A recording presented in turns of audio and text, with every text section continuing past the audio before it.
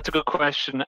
Unfortunately, when it comes to the remote control and starting by remote control, that's a column that we can't do. I actually had the same conversation with a partner yesterday, and we were saying it would be nice if we could actually click on the remote control so we could see what devices are online, what devices are offline, as such.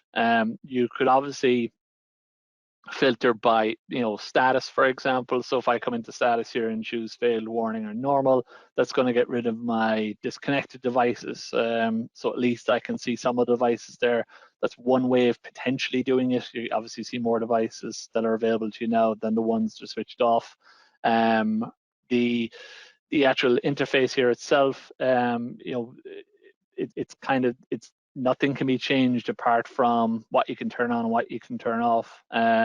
Internally, and this is part of the forward-looking statements, we do have the UX team looking at this whole all devices overview, and maybe refreshing that as such to give you more flexibility in the future. But as it stands today, unfortunately, you can start by remote control. You can kind of filter to get a better indication, but you can't start as such.